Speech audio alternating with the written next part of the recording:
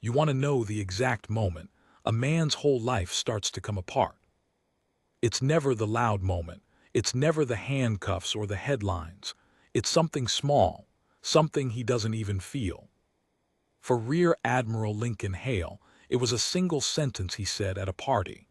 He was holding a glass of bourbon, the good kind, and he was smiling that smile that had opened every door in his life. And he leaned toward a woman in a plain navy blue dress, a woman he had decided in half a second wasn't important, and he said it. "And what's your rank, sweetheart?" He even chuckled when he said it. He had no idea. He was talking to the person holding the rope around his neck. Let me back up, because to understand why that one stupid sentence mattered so much, you have to understand who these two people were. And you have to understand what was hidden in a folder that night was locked inside a car parked 4 blocks away. Her name was Mara Quintero. Most people who met her got her wrong on purpose because she let them. She was 38 on the shorter side, with dark hair she usually wore pulled back so tight it gave her a small headache by the afternoon. She had a quiet voice. She had a habit of letting other people finish their sentences, even when she already knew where they were going. People mistook all of that for softness. It was not softness. Mara had spent 11 years as a special agent with the FBI, the last 6 of them in the part of the bureau nobody puts in the movies, public corruption and white-collar fraud. No car chases, no kicking down doors, just paper, endless gray, beautiful paper, bank records, wire transfers, contracts. The kind of work where you sit in a room for 9 months reading numbers until one number, just one, refuses to line up, and then you pull on it. She liked to say the truth doesn't shout. The truth whispers, and it whispers in spreadsheets. The case that brought her to that ballroom in Coronado, California, had started 14 months earlier, and it hadn't started with a number at all. It had started with a letter. A real, handwritten letter on lined paper, the kind a kid tears out of a school notebook. It came to the San Diego field office addressed to "Whoever Still Cares." Mara's supervisor almost threw it in the crank file, the drawer where they keep the letters from people who think the government is reading their thoughts. But Mara read it first. It was from a woman named Gloria Reyes. Her son, Petty Officer First Class Daniel Reyes, 26 years old, had died 18 months before in what the Navy called a training mishap during a maritime exercise off the coast. Equipment failure. Tragic. Nobody's fault. Case closed. Except Gloria didn't believe it. She wrote that her son had called her 4 days before he died. He'd sounded scared, which wasn't like him. He told her he'd noticed something at work he wasn't supposed to notice. Gear that didn't match the paperwork. Boats logged as one thing and showing up as another. He said a name. A company. He told her if anything ever happened to him, she should remember that name. Then he was gone. And the Navy gave her a flag and a story and a sympathy that felt, she wrote, like a hand over my mouth. The name Daniel had told his mother was Meridian Tactical Solutions.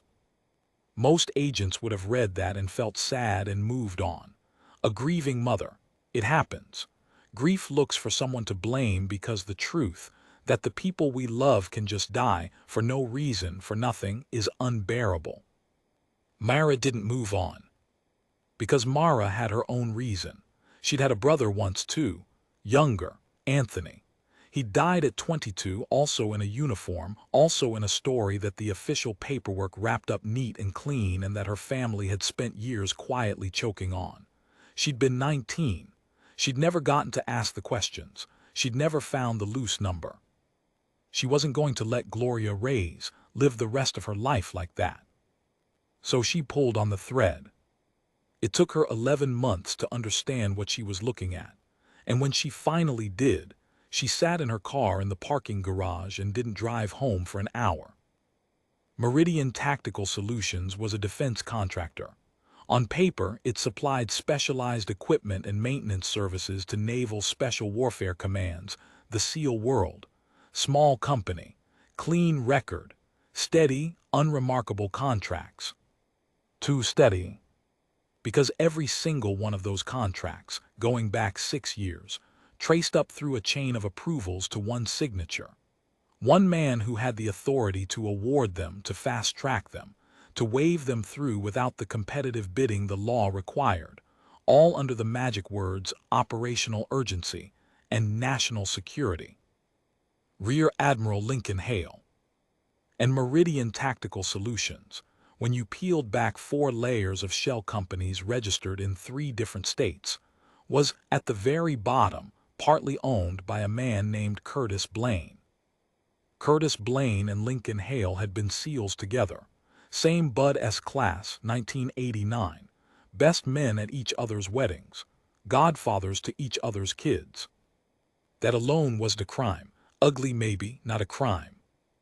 The crime was the money, roughly $4 million over 6 years, moving in slow, careful drips out of Meridian, through a real estate consulting firm, through a boat dealership in Arizona of all places, and into accounts that eventually, distantly, deniably, kept Lincoln Hale's lifestyle floating 3 feet above what an admiral's salary could ever pay for. And the gear, the equipment Daniel Reyes had noticed, that was the part that turned Mara's stomach. Some of what Meridian billed for as new, top-grade, life-or-death equipment was refurbished, old, retagged, sold to the government at full price, installed on the boats and the rigs that real young men took into the water at night. Daniel Reyes had died on a dive rebreather unit that Meridian's invoice swore was less than a year old. It was 9 years old. Mara had the maintenance logs, she had the serial number, she had the lie in black and white. She just didn't have him, not yet, not in a way a jury would believe. Hale was careful. Hale had 30 years of being untouchable wired into his bones. Every dollar that touched him touched 4 other hands first. She needed one thing, one direct connection, one moment, one stupid piece of arrogance to put his hand on the money instead of near it. She had no idea she was going to get it at a party, from his own mouth. The event was the annual Naval Special Warfare Foundation Gala. A charity thing. Black tie, dress whites, a hotel ballroom on the water in Coronado with chandeliers the size of small cars. The kind of night where powerful people drink expensive things and tell each other how brave they all are. Mara wasn't supposed to be inside it. Her cover was paper-thin and completely boring on purpose, a financial compliance consultant for the Foundation's nonprofit arm, there to observe sponsor engagement. She had a real badge from a real consulting firm that owed the Bureau a favor and asked no questions. She had a name tag that said MQUINTERO and nothing else. She had a glass of club soda she was never going to finish. Her job that night was simple and dull. Watch, listen, see who talked to whom. See if Curtis Blaine showed up, because if Blaine and Hale were seen being friendly in public, that was one more brick in the wall. Don't engage, don't be memorable. Be the woman by the wall everyone's eyes slide right past. She was extremely good at being that woman. She watched Hale work the room for 40 minutes before he ever came near her. And she'd give him this, he was magnificent at it. You couldn't fake what he had. He moved through that crowd like water finding the lowest point. A hand on a shoulder here. A joke there that made a 4-star general laugh out loud. He remembered everyone's wife's name. He bent down to talk to an old veteran in a wheelchair and stayed bent down for a full 3 minutes, eye to eye, like the man was the only person in the world. Mara watched him do it and felt something cold settle in her chest. Because she'd read his file, the real one and the public one. The public one was all medals. 2 combat deployments most people will never know the details of. A Bronze Star. A reputation in that closed little world as a man who never left anyone behind. And here he was, leaving people behind for money. Leaving Daniel Reyes behind in 9-year-old gear. Standing in a room full of the exact young men he was supposed to protect, and charming them, while their lives floated 3 feet under his lifestyle. That, she thought, was the thing people never understood about men like Hale. They aren't monsters. Monsters would be easy. He genuinely believed he was a good man. He'd built 30 years of evidence for it. The medals were real. The man in the wheelchair was real. And somewhere in his head, the $4 million was just a thing good men were owed, after everything he'd given, after everything he'd survived. That's how it always works, she'd learned. Nobody robs the world thinking they're a thief. They think they're collecting a debt. He came over because of the senator. There was a senator at the gala, a member of an armed services committee, and the senator's aide, a sharp young woman, had been making the rounds collecting cards from the money people. And someone had pointed her toward Mara, the compliance consultant, as someone who handled the foundation's finances. So for about 90 seconds, Mara Quintero was standing in a small, important cluster. The senator, the aide, 2 foundation board members, and drifting over because power finds power, Rear Admiral Lincoln Hale. She kept her eyes down. She kept her voice small. She answered a finance question in the most boring possible way, deliberately, the way you say a thing so people stop listening. And Hale, half listening, sipping his bourbon, looked at her for the first time. She watched him do the math. She'd seen men do it 1,000 times. He clocked the plain dress, the flat shoes, the cheap watch she wore on purpose, the name tag with no title on it, the way she stood slightly back from the powerful people. And in under a second his brain filed her, staff, nobody, background. The senator and the board members peeled off toward the bar. The aide followed. And for one strange moment it was just the 2 of them, the admiral and the woman by the wall, in a little pocket of quiet at the edge of all that noise. Hale smiled at her, the warm one, the one that had worked on 4-star generals. He was being kind in his way, filling the silence, putting the little person at ease, a great man being gracious to the help. "You with the foundation?" he asked. "Compliance," Mara said. "I look at the numbers." "Ah," he nodded like that was sweet. "Somebody's got to." She gave him a small, dull smile. And then he did it. He must have noticed something. Maybe it was the way she held herself even while playing small. There's a thing operators and agents share, a stillness, a watchfulness, and even pretending to hide it, you can never fully kill it. Maybe some old instinct in him noticed and got it completely wrong, because he tilted his head, amused, and he made what he thought was a charming joke, a little game, a way to flirt with the boring finance lady without it meaning anything. "You carry yourself like you've worn a uniform," he said, eyes twinkling over the rim of his glass. "Come on, confess. What's your rank, sweetheart?" He chuckled, and Mara Quintero looked up at him. She held his eyes just for a second longer than the nobody by the wall ever would have, and something in the back of his charm flickered, a tiny stumble in the smile. The animal part of him, the part that had kept him alive in the water in the dark, felt a draft from a door it couldn't see. "No rank," she said quietly. "I'm a civilian." "Of course," the smile came back, relieved. "Well, we're glad to have you." She looked back down at her useless club soda. "I'm glad to be here." And she meant it more than he could possibly have understood. Because 4 blocks away, locked in the trunk of a gray sedan, was a folder. And in that folder was a serial number, and a maintenance log, and a young man's name, and the one thread that, when she finally pulled it all the way, was going to unravel everything this smiling man had ever built. He clinked his glass gently against the air near her, a little salute, and drifted back into the warm crowd that loved him. He never thought about her again that night. That was his last good party. Here's what he didn't know, standing there feeling generous about a joke. He didn't know that 2 days earlier, Curtis Blaine, his old friend, his godfather to his kids, the man at the bottom of Meridian Tactical Solutions, had sat in a small windowless room with a federal prosecutor and a lawyer of his own, looking at the same numbers Mara had spent 14 months building. He didn't know that Blaine had a heart condition, and a daughter starting college, and a sudden, total understanding that he was going to prison alone, unless he gave them someone bigger. He didn't know Curtis Blaine had already said his name, out loud, on the record. He didn't know that the boring compliance consultant by the wall was the case agent who'd built the whole thing, who knew the location of every dollar, who had a mother named Gloria Reyes on speed dial, who had her own dead brother riding on her shoulder, and who had come to that gala for exactly one reason: to look him in the eye once before it all came down. She'd needed to see him, not to gather evidence. She had the evidence.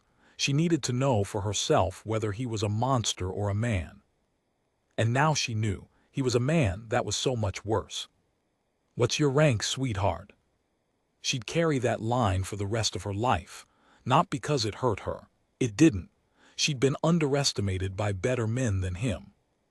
She'd carry it because of the timing, because at the exact moment he was reducing her to nothing, a girl, a clerk, a body by the wall, she was the single most dangerous person in that entire glittering room, and the only one who knew it was her. She set her full glass down on a passing tray. She walked out past the chandeliers and the dress whites and the laughter, out into the warm dark, out to the gray sedan 4 blocks away. And she opened the trunk. The thing nobody tells you about taking down a powerful man is that the danger isn't the man. The danger is everyone above him. Mara found that out 4 days after the gala, in a conference room on the 4th floor of the San Diego field office, when her boss's boss flew in from Washington and sat down across from her with 2 cups of coffee he'd bought himself, which is never a good sign. His name was Deputy Assistant Director Frank Osai.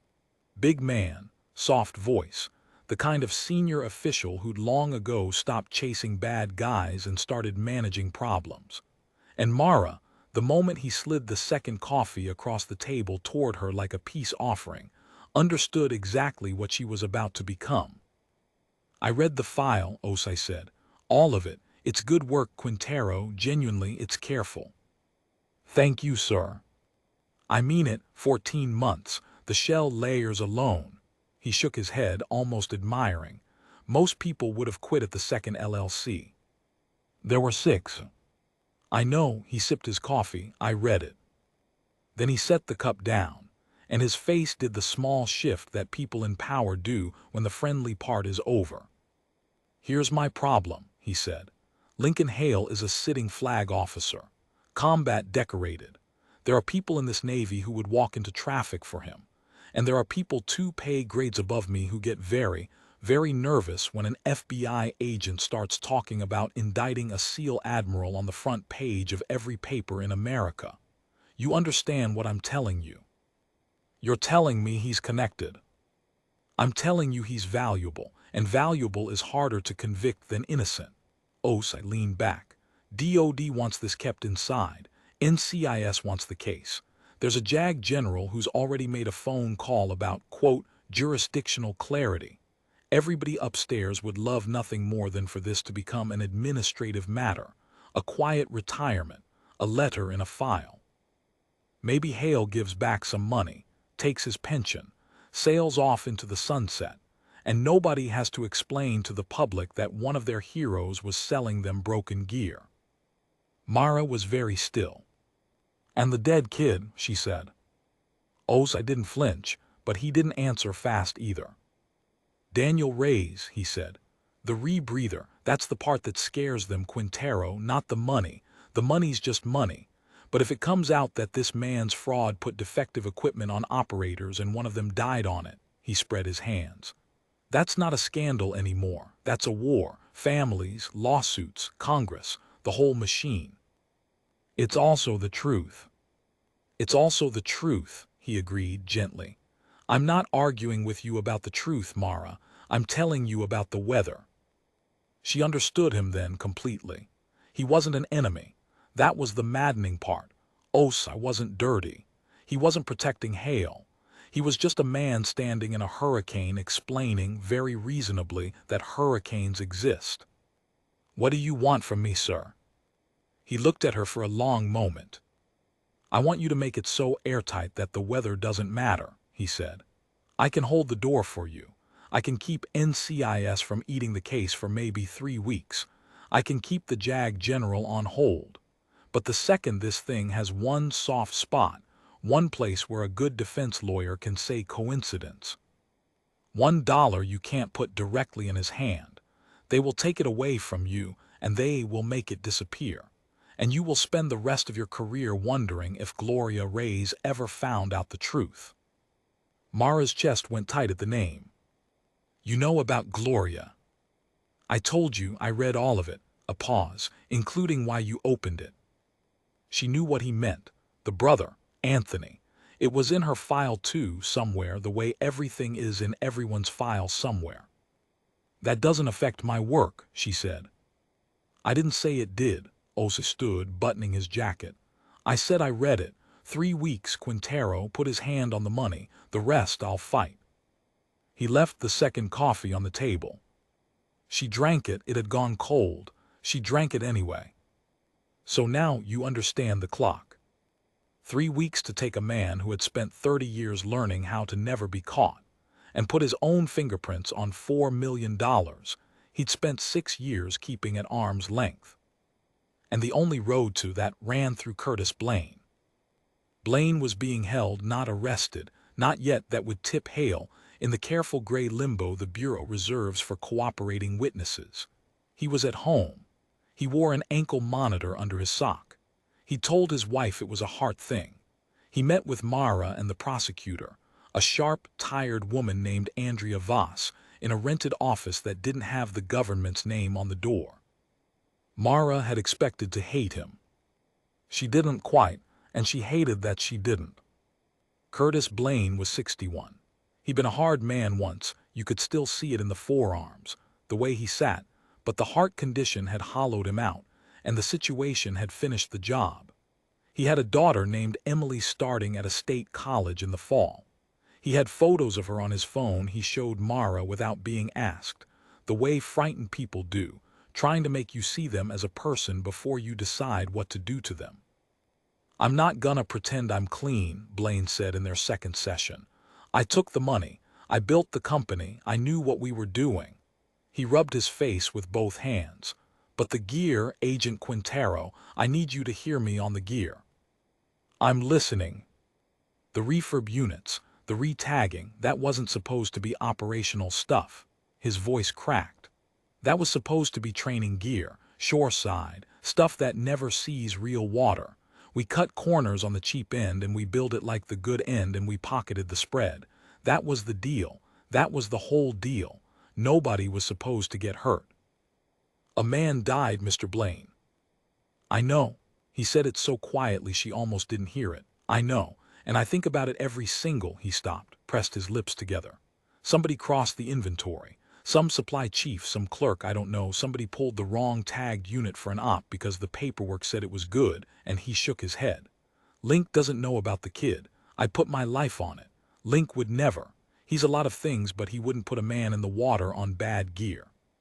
He didn't know. And there it was, the thing that made the whole case a knife with 2 edges. Because legally, it didn't matter whether Hale knew about Daniel Reyes specifically. The fraud was the fraud. The defective gear flowed directly from the scheme he ran. A man was dead because of a system he built and profited from. You don't get to say, I only meant to steal a little when the stealing kills someone. The law calls that the natural consequence of your crime, and it does not care about your intentions. But morally, humanly, it mattered enormously. Because it meant Mara wasn't hunting a man who'd murdered a kid for money. She was hunting a man who'd never once let himself imagine that the kid existed. Which was, somehow, the more honest evil. The evil of a man who keeps his eyes carefully on the spreadsheet and never, ever looks down at the water. He's getting nervous, Voss said, near the end of the second week. She slid her phone across the table. It was a flagged transaction, a notice from one of the accounts they were watching, the slow-moving real estate consulting firm. Someone had tried to move money, a lot of it, quietly, out of the country. That's not Blaine, Mara said. Blaine was frozen, he knew it, he wasn't that stupid. No, Voss said. That's Hale, or someone moving it for Hale. Somebody told him something's wrong. Myra felt the floor tilt under her. Who told him? That's the question, isn't it? Voss's jaw was tight. 3 weeks, Mara. Maybe we don't have 3 weeks. Maybe somebody upstairs who wanted this to be an administrative matter did him a quiet favor and whispered that the wind was changing, so he could get ahead of it. That's obstruction. That's Tuesday, Voss said flatly. Welcome to public corruption. The leak is always coming from the building you're standing in. Myra stared at the flagged number on the phone. And she understood that the gala that whole still, careful night had been the last time the case would ever be quiet. Hale knew now. Maybe not what, but he knew the weather had changed. The animal in him that had felt the draft from the door it couldn't see, standing there with his bourbon, asking a nobody about her rank, that animal was awake now and moving. The hunt had just become a race. Here is what Lincoln Hale was doing during those same days.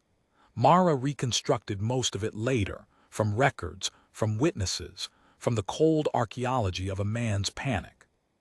He did not run, give him that. Running wasn't in him. 30 years of training had wired one thing into the deepest part of Lincoln Hale. You do not panic, you do not flee, you assess, you adapt, you control the ground. So he assessed. He'd had a phone call. Mara never proved from whom, though she had a guess that made her stomach turn. The call had been vague, friendly. Link, just a heads up between old friends, there's some interest in Meridian's contracting history, probably nothing. You might want your house in order. And Lincoln Hale, hearing that, had not thought, I am caught. He had thought, I am being attacked. Because that's how a man like Hale survives the truth about himself. He doesn't see an investigation into a fraud he committed. He sees an enemy maneuvering against a good man. He sees politics, jealousy, people who never served, never bled, never carried a body out of the surf, coming after a warrior for doing what warriors are owed. He genuinely believed that. You have to understand he believed it, or none of what came next makes sense. He started moving money, not to flee, he told himself, but to protect it.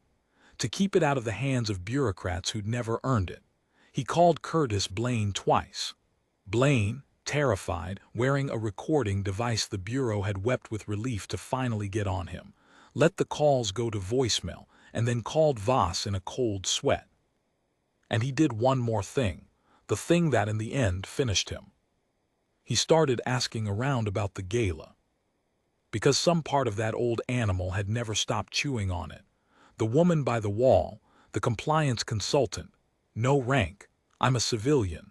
Something about her had stuck in him like a splinter you can't see but keep feeling. He'd lain awake on it, he'd replayed it, the stillness in her, the way she'd held his eyes one beat too long. So Hale, careful as ever, made a call to a friend on the foundation's board. That finance consultant at the gala, he said. Quintero, who's she with, which firm? And the board member, helpful, said the name of the consulting firm, the real firm, the one that owed the Bureau a favor and asked no questions. And Hale, 30 years of instinct screaming, did what any operator does with a name. He pulled the thread. It took him 6 days. The firm was real, which slowed him down. M. Quintero was even listed as an associate, which slowed him down more. The Bureau had built the cover well. But Lincoln Hale had spent his whole life around people who built things to fool the enemy, and he knew the one rule of every cover story ever made. Somewhere there's a seam, a person who knows, a record that was never quite scrubbed, a reference that points to a building it shouldn't. He found the seam in an old conference registration. 3 years prior, before she was ever undercover, an agent Mara Quintero had attended a financial crimes seminar in Phoenix, and her registration had listed her employer plainly, the way you do when you have no reason to hide, Federal Bureau of Investigation. The consulting firm associate M. Quintero and the federal agent Mara Quintero had the same date of birth. Lincoln Hale sat alone in his study, looking at two records on a screen, and the entire night of the gala reorganized itself in his head with the cold clarity of a man who has just realized. He walked his patrol straight through the kill zone. The woman by the wall. The boring compliance lady he'd been gracious to. "What's your rank, sweetheart?" She wasn't background, she wasn't the help, she wasn't a nobody he'd been kind to. She was the hunter. She'd come to the gala to look at him, to stand close enough to smell the bourbon on his breath while she held, somewhere, the thing that would end him. And he had leaned down and patted her on the head like a child and asked her to confess her little rank. For the first time in 30 years, Rear Admiral Lincoln Hale felt something he had genuinely forgotten the taste of. He felt afraid. And then, being who he was, the fear turned into something else, something far more dangerous to everyone around him. It turned into a plan. A cornered man does one of two things. He breaks or he attacks. Lincoln Hale had spent his whole life teaching young men that breaking is a choice, and that the choice is always available, and that the strong refuse it. So he was never going to break. That left attack. And the worst part, the part Mara would think about for years, was that he didn't even attack like a criminal. He attacked like a commander. He started building a counter-narrative. Not lies exactly. Worse than lies. He started building the truth bent. He drafted memos, backdated nothing but reframed everything, operational justifications for every Meridian contract, all the magic words, urgency, readiness, sole source capability, national security. He reached out casually to officers who owed him, planting the idea before any storm hit. There's a witch hunt coming, some FBI accountant who's never served, going after readiness decisions she doesn't understand.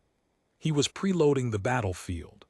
By the time Mara's case went public, half the Navy would already know it was a political hit job against a hero. And the money he was moving, he reframed that too in his own head. Not flight, protecting assets from an unjust seizure. It was a good plan. It was the plan of a genuinely capable man. It had one flaw. He still didn't know about Curtis Blaine. He thought he was fighting a paper case, an accountant with spreadsheets and theories and circumstantial dollars she couldn't quite connect to his hand. He had no idea his oldest friend was sitting in a rented office wearing a wire, sick with guilt and a failing heart, ready to put every conversation they'd ever had on the record. Hale was preparing to fight an investigation. He didn't know there was already a confession. So when he made his move, he made it confident. He requested a meeting with the FBI. Voluntarily, through a lawyer, the picture of a wronged officer with nothing to hide, coming in to clear up any confusion before things got out of hand. It was a power play, classic Hale, control the ground, walk in like you own the room, make the hunters feel like guests. Voss read the request and started laughing, a little hysterically. "He's coming in," she said. "He's actually coming in to control the narrative." She looked at Mara.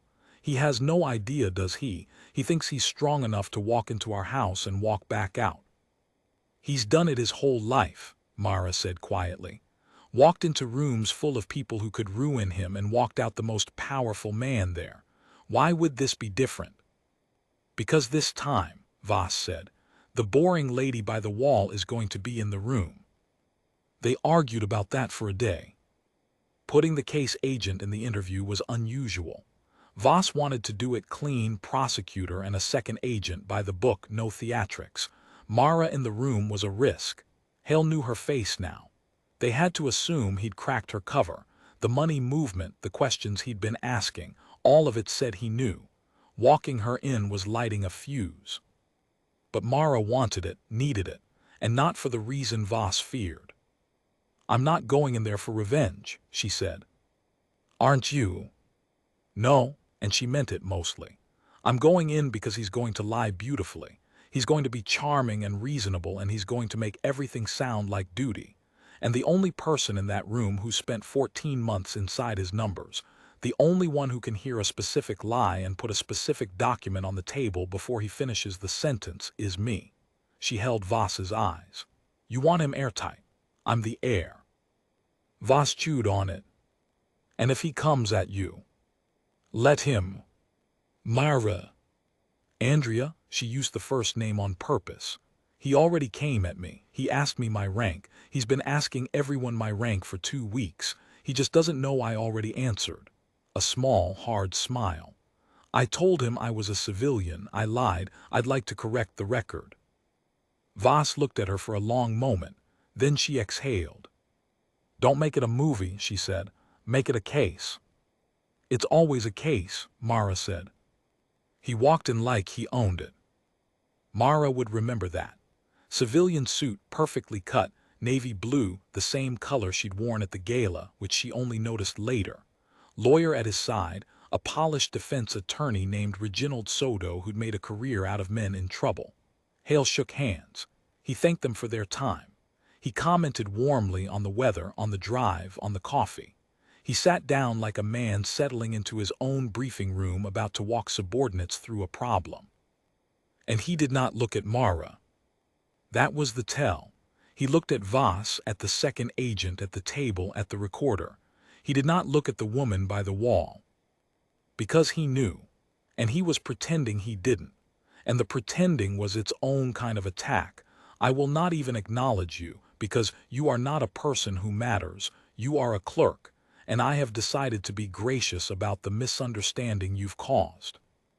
Voss ran the first 20 minutes, establishing the contracts, Meridian, the relationship with Curtis Blaine.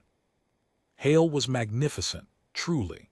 He admitted everything that couldn't hurt him and reframed everything that could. Yes, he knew Blaine, God, 30 years, Bud S. class of '89, best friends, and was Blaine in some kind of trouble. Because if so Hale wanted to help, that was the kind of man he was. Yes, he'd approved Meridian contracts, and he walked them through the operational reasoning with such fluency, such hard-earned authority, that even Mara, who knew every contract was rotten, felt the pull of it. He talked about readiness. He talked about young men in the water at night needing gear now, not after 18 months of competitive bidding. He talked about lives. He was using the dead to defend himself, and he was good at it.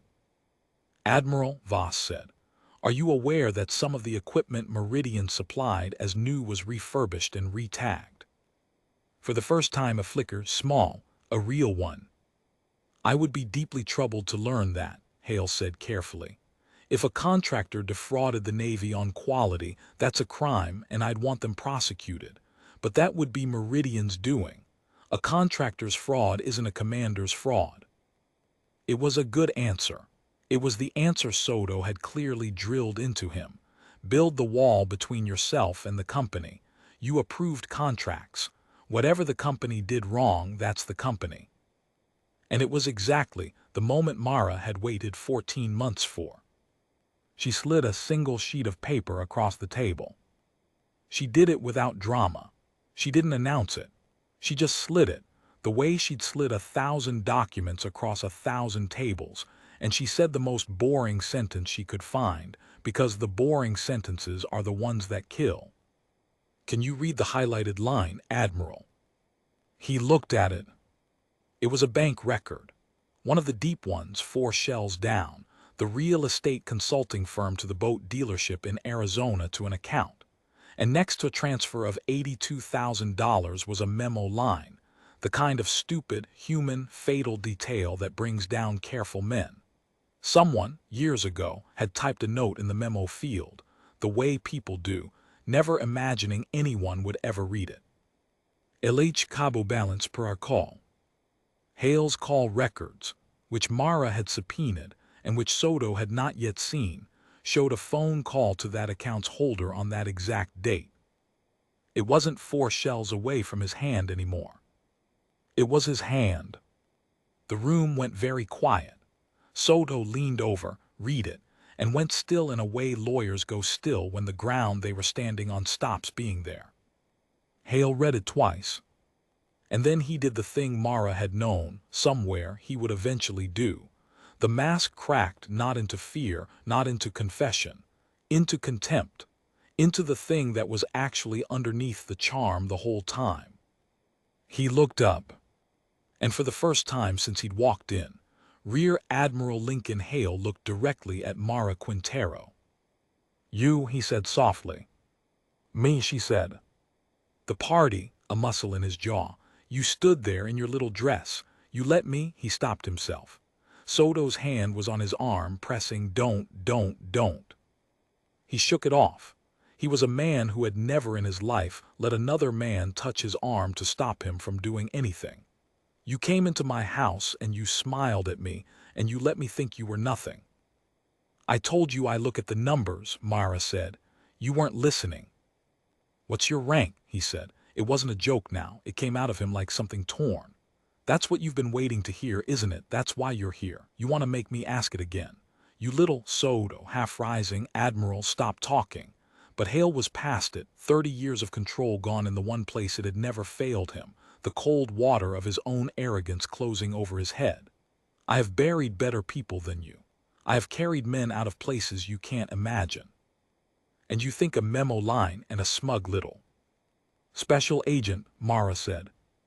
He stopped. "You asked my rank." Her voice didn't rise, it never did. "At the gala, you asked and I told you I was a civilian and I lied to you and it bothered you for 2 weeks, didn't it? So let me correct the record since you came all this way." She folded her hands on the table. "Special agent, Federal Bureau of Investigation, 14 months on your accounts. And the answer to the question you've actually been asking, how much does she have, is all of it, Admiral. I have all of it." She let that sit. "And I'm not the worst part of your day," she went on, quiet as ever. "I'm not even the part that ends you." She looked at him with something that wasn't triumph. It was almost terribly like pity. "You walked in here thinking you were fighting a paper case, an accountant and her spreadsheets. You thought if you were just charming enough, just commanding enough, you'd walk back out the most powerful man in the room, same as always." "Quintero," Voss said. Low, a warning, don't tip the source, but Mara had already measured exactly how far to go. "You should have asked," Mara said, "who told us where to look." And she watched it land. She watched Lincoln Hale, who had spent 6 days pulling a thread to find out who she was, finally understand that he had been asking the wrong question the entire time, that the danger had never been the woman by the wall. The danger had been the empty chair at his own table, the phone calls he'd made that went to voicemail, the oldest friend in the world who hadn't called him back. "Curtis," he said, barely a sound. Mara didn't confirm it. She didn't have to. His own face did the confirming. Soto stood up fully now. "We're done. This interview is over, my client." "Your client can go," Voss said, gathering her folders, calm as a closed door. "For now, we'll be in touch through your office. Thank you for coming in voluntarily, Admiral. It's been clarifying." And that was the thing that finished him in the end, not the cuffs. There were no cuffs that day. He walked out on his own 2 feet the way he'd walked in. But everyone in that room had watched him do it. Watched the most controlled man any of them had ever met lose control completely, over a memo line and a woman he'd called sweetheart, and reveal, for about 90 seconds, exactly who lived under the medals. The commander was gone. What was left was just a frightened man who'd realized his best friend had already told the truth, and that there was nothing left to be charming at. Mara sat alone in the interview room for a while after they'd gone. Voss came back in eventually, dropped into the chair Hale had used, and let out a breath. "You went off the script," Voss said. "A little." The Cabo memo was beautiful. The Curtis line was a risk. "I know." It paid off. His face on that recording. A jury's going to watch a decorated admiral come unglued and call a federal agent sweetheart and threaten her over a piece of paper. Voss almost smiled. Soto's going to have nightmares about that tape. Mara didn't answer right away. She was looking at the single sheet of paper still sitting on the table. The memo line, LH Cabo balance per our call. "He never asked about the kid," she said. Voss looked at her. The whole interview, an hour, he never once asked who got hurt. He defended himself with dead men, young men in the water, lives, readiness, and not once, not one time, did he ask whether his gear killed somebody. Mara's jaw was tight. He still doesn't know about Daniel Reyes. And the thing is, Andrea, even now, even cornered, it never occurred to him to look down at the water. Voss was quiet. "That's the case," she said finally. "But that's not the story, you know that, right?" "I know. The story's a woman in Riverside who's been waiting 18 months to find out her son didn't die in a mishap." Voss stood, gathered the last folder.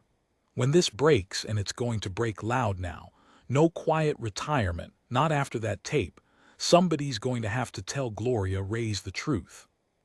Mara picked up the memo sheet, slid it into the folder, closed it. "I know," she said. "I've always known who I was going to have to tell." It broke loud. Voss had been right about that. After the interview tape, after a decorated admiral was caught on a federal recording coming apart over a bank memo and calling the case Agent Sweetheart and all but nomming his co-conspirator out loud, there was no quiet retirement left to give him. The men upstairs who'd wanted an administrative matter, a letter in a file, a hero sailing into the sunset, all went very silent. You cannot make a tape like that disappear. Too many people had seen it. And once a thing is seen, the weather changes for everyone, even the people who control the weather. The arrest came 11 days later. They did it at his home early, the way you do it when you want it clean and undramatic and there's no flight risk that's worth a scene. 2 agents, a quiet knock, Soto already notified. Hale came to the door in a polo shirt, and Mara, who was not there, who had argued to not be there because by then she understood the difference between a case and a vendetta, heard later that he hadn't said a word, hadn't raged, hadn't charmed. He just looked at the agents for a moment, and then he turned and looked back into his house, at the medals in the case in the hall, at 30 years of a life, and then he'd held out his wrists. The booking photo ran on every channel by noon.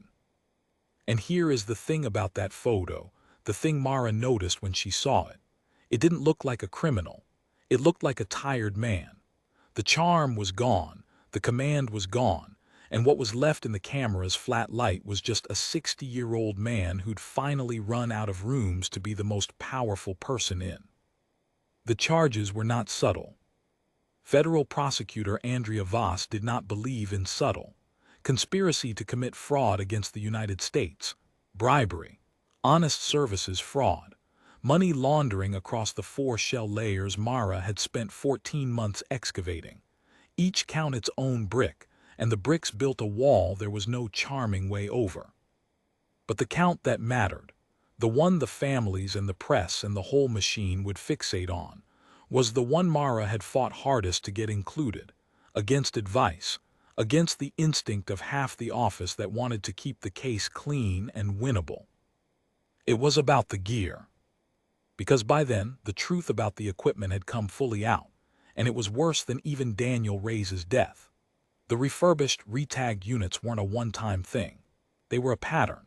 Over 6 years, Meridian Tactical Solutions had supplied dozens of pieces of life safety equipment, dive rigs, rebreathers, comms, environmental gear billed as new, certified, operational, that were in fact old, reconditioned, sometimes well past the service life the manufacturer would certify.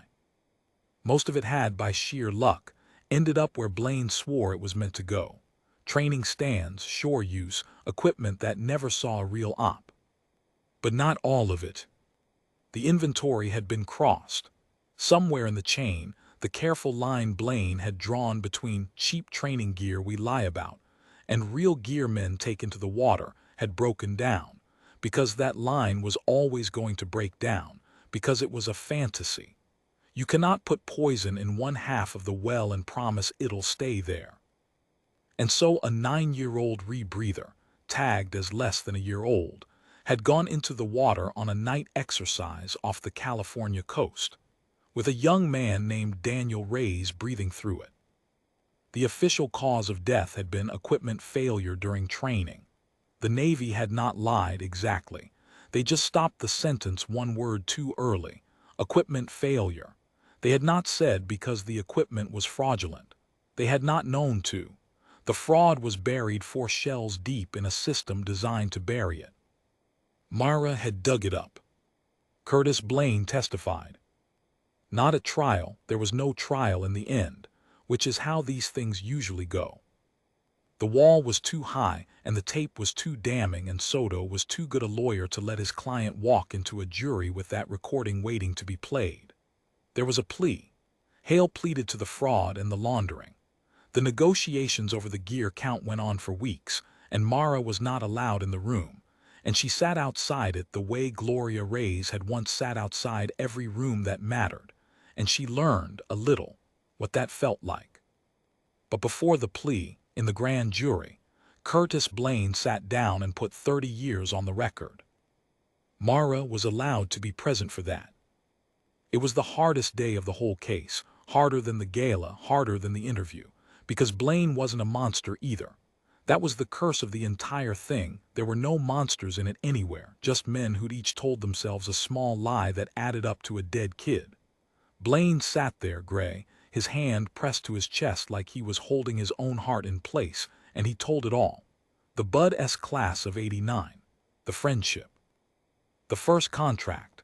The first time they'd cut a corner and nobody got hurt, and the money was so easy, and they'd both told themselves it was just the spread, just the cheap end, just gear that never sees real water.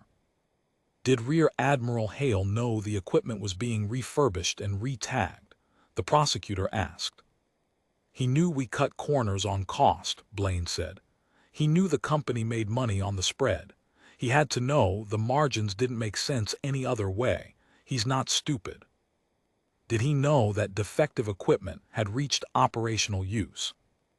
Blaine was quiet for a long moment. No, he said. I don't believe he did. I never told him. I'm not sure I let myself fully know it either until his voice went. He pressed his hand harder against his chest. Until I read the boy's name in the agent's file. Daniel Reyes. I read his name and He couldn't finish. And Mara, sitting at the back, watched a 61-year-old man with a failing heart finally let himself look down at the water, 18 months too late, and she felt no satisfaction in it at all. None. She'd thought she would. 14 months she'd carried this, and her dead brother behind it, and she'd thought watching them fall would feel like something. It just felt like grief, spread out over more people. That's the thing nobody warns you about in her line of work. You spend years believing that if you can just get to the truth, it'll set something right. And then you get to the truth, and you find out it doesn't set anything right. It just lets the people who were lied to finally grieve the real thing instead of the fake one. That's all the truth does sometimes. It changes what you're allowed to mourn. Now there was only one room left that Mara hadn't entered. She'd put it off through the arrest, through the grand jury, through the plea negotiations. She'd told herself it was procedure, that you don't notify a victim's family until the legal posture is settled, until you can tell them something solid instead of something that might change. That was true. It was also an excuse, and she knew it. Because she'd been the one to read the letter 14 months ago. Whoever still cares. She'd been the one to pull the thread off a grieving mother's lined paper plea when everyone else was ready to file it in the crank drawer.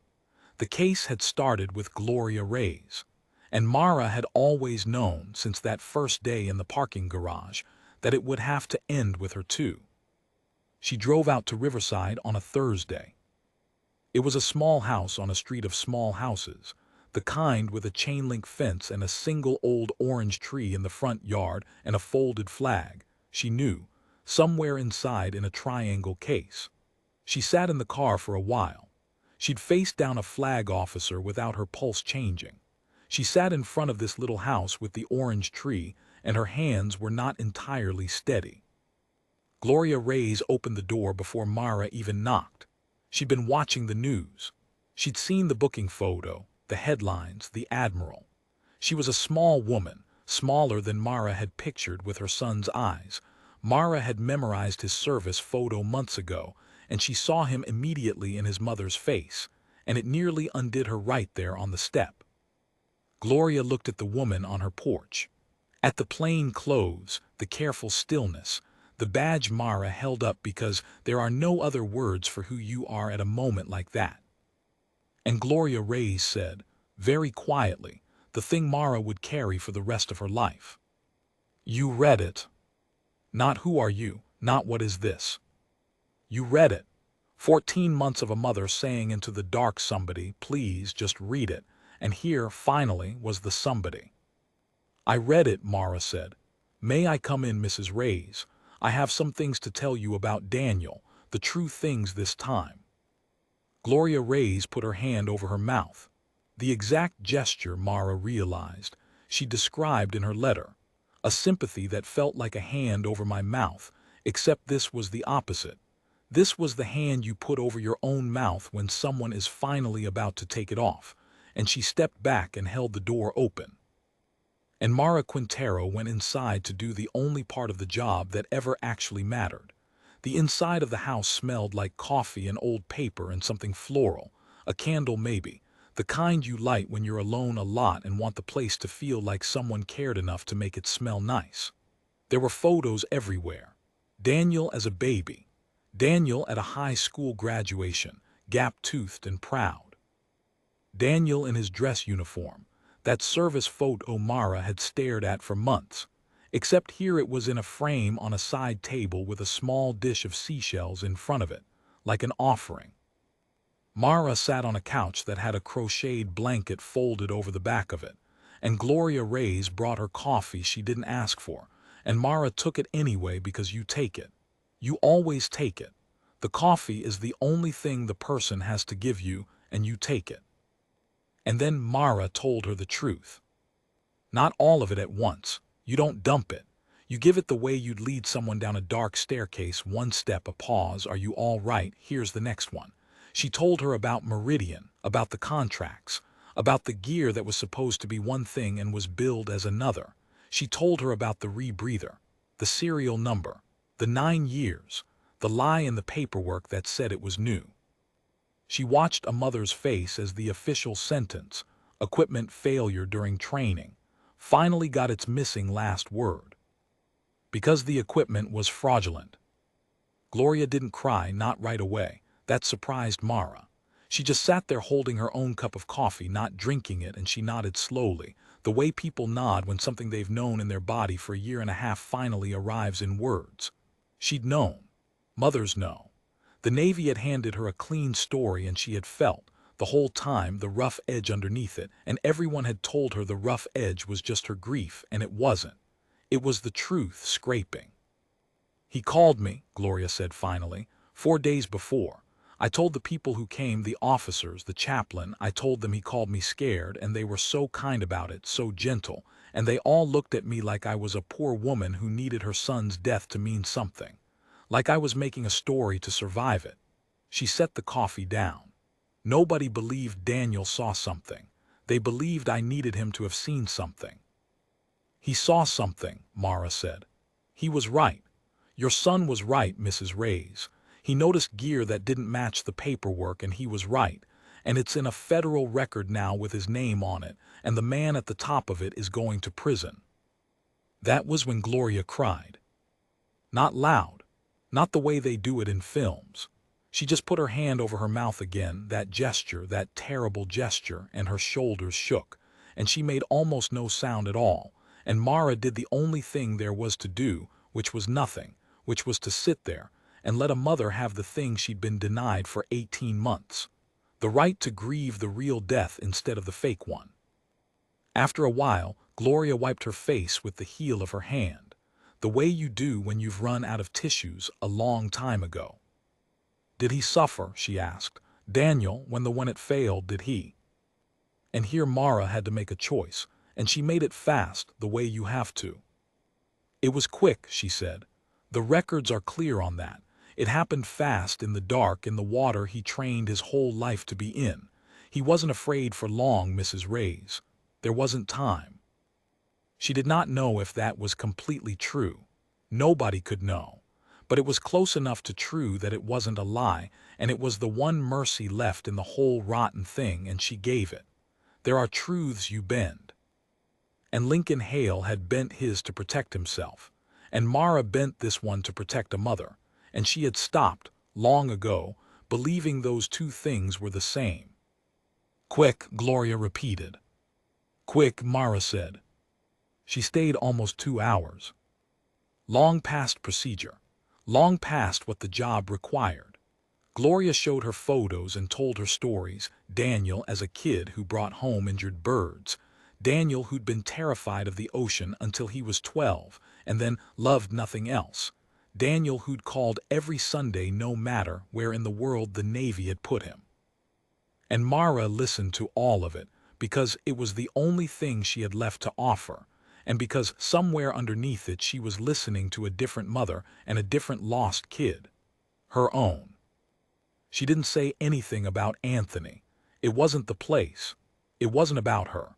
But sitting in that little house, she understood something she'd been circling for 14 months without landing on.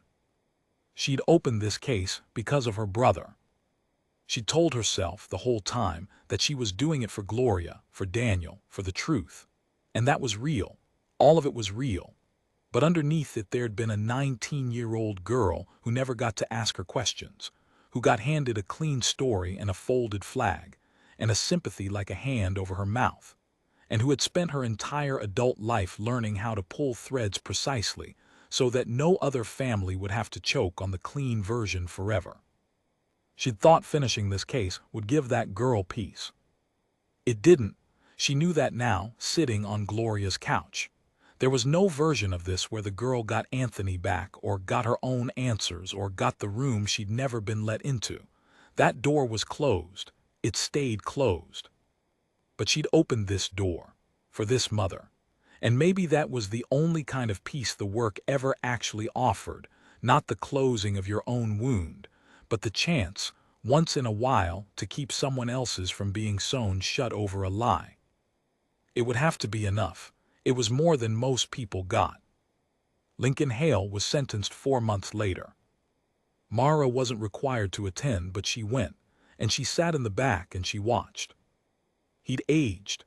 4 months in the gray machinery of the federal system, and the man who'd worked that ballroom like water finding the lowest point was just an old man in a chair now, his lawyer beside him, his medals not allowed in the room. His wife was there. A grown son. People who'd believed in him, who maybe still did, who would have to carry the weight of his name for the rest of their own lives, which was its own quiet tragedy that Mara felt for, despite everything. He got the years.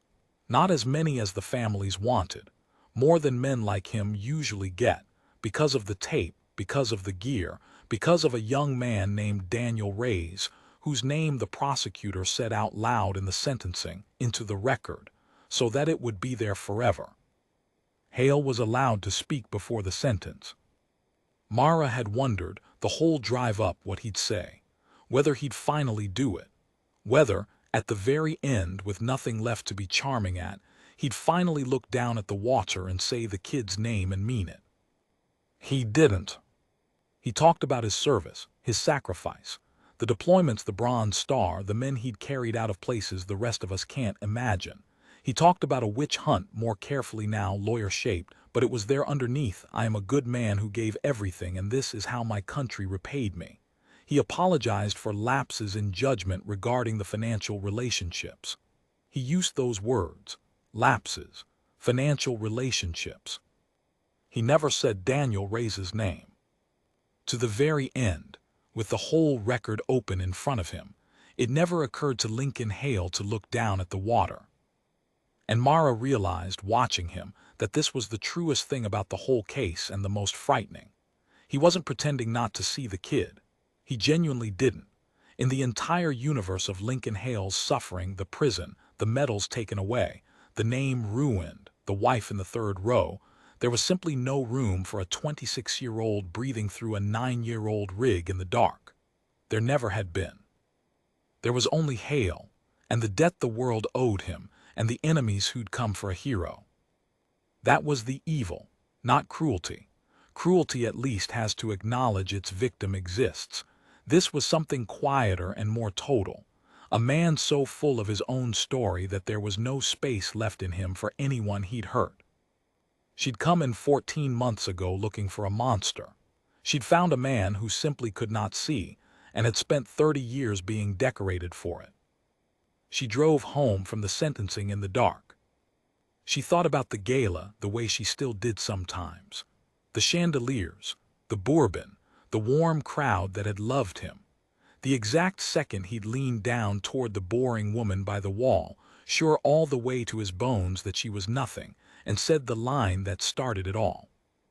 "And what's your rank, sweetheart?" He'd asked it as a joke, a great man being gracious to the help. He'd had no idea, none, that the woman he was reducing to nothing was the one person in that whole glittering room with the power to end him. That she was already holding the rope. That 4 blocks away, in the trunk of a gray sedan, there was a folder with a young man's name in it, and a serial number, and a single thread that, when she finally pulled it all the way, would unravel everything he'd ever built. He'd wanted her to confess her little rank. In the end, she had. "Special agent, 14 months on your accounts, I have all of it." But that wasn't the rank that mattered. Mara understood that now, driving home, the freeway lights sliding over the hood of the car. Hale had spent his whole life believing rank was the thing that made you powerful in a room. That was his whole religion. Who outranked whom? Who got to be gracious to whom? Who was somebody and who was the help? And it turned out the most powerful person in that ballroom hadn't been the Admiral with the medals and the charm, and the 30 years of command. It had been a quiet woman by the wall who'd once read a grieving mother's letter that everyone else was ready to throw away, and decided, for no good reason except that she remembered what it was to never get an answer, to read it. That was the rank that mattered, not the badge, the reading. He never understood that. He never would. He'd go to his grave thinking he'd been brought down by an accountant and a memo line and a friend who betrayed him. He'd never know he was brought down by the one thing men like him can never see coming, the thing they're trained their whole lives to overlook. The person they decided didn't matter, who quietly decided that everybody does.